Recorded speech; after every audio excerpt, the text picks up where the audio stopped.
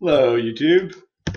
I'm going to make a video today where I'm playing some Hyper Turbo 6 Max sit and goes, and I think for the most part strategy in these is fairly simple because of the short stack structure. I'm going to focus mostly on hand values with regards to open shoving and calling of shoves.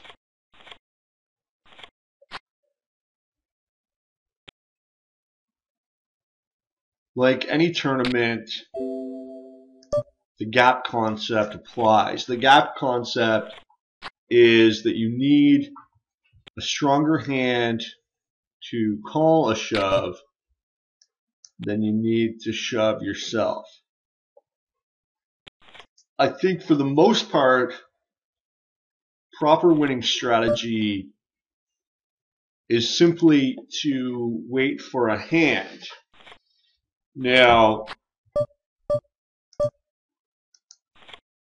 that doesn't mean you're waiting for ace king. It means that you have a set of fixed open standards from various positions. You begin with, for example, any ace on the button, and then logically you change your standards as you get away from the button. Sort of a desperation steal here with Jack 4 almost runs contrary to the principles I was just espousing.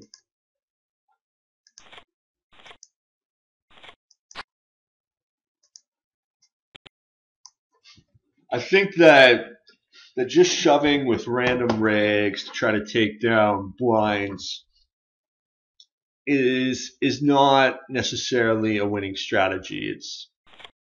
I think that overall it's negative expectation. Here, I'm raising based on the value of my hand. It's showdown value, as well as the fact that my opponents are going to be making incorrect folds with 50-50 flips. You know, a hand like 9-4 they can never call with. So it hasn't been going that well so far.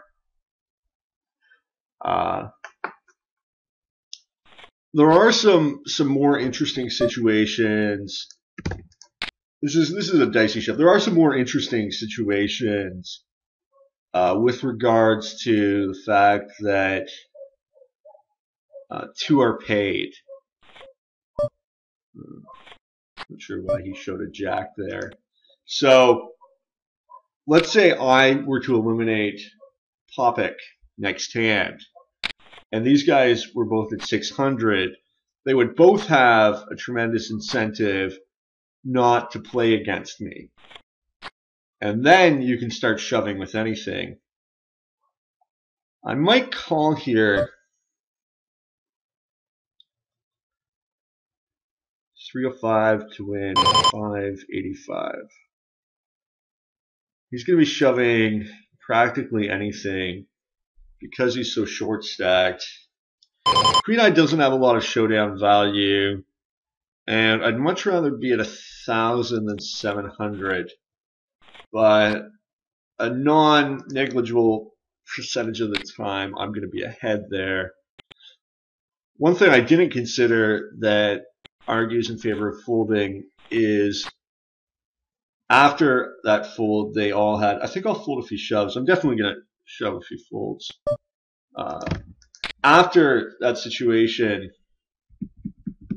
they were all at 500, which I think is very, very strong for me.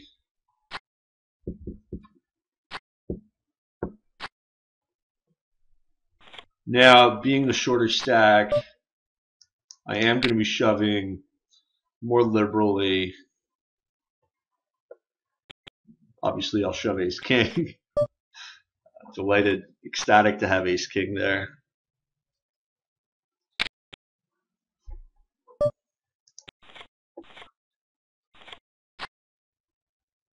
King 9.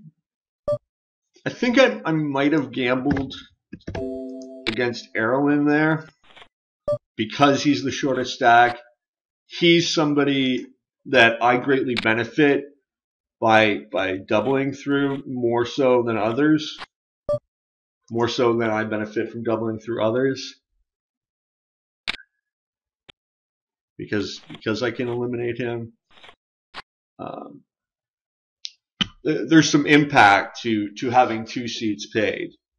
You make some decision. It's not strictly just based on some close decisions are altered because of that.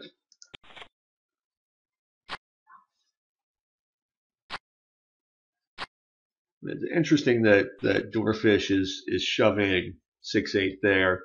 He might have a read on me as playing too tight.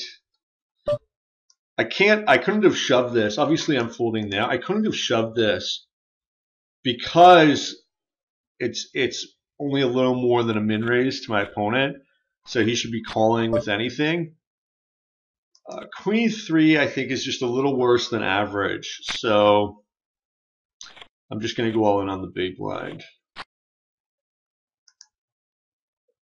And of course, here with 100 left, 200 in the middle, what choice do I have? Very bad shape. And that's the ball game.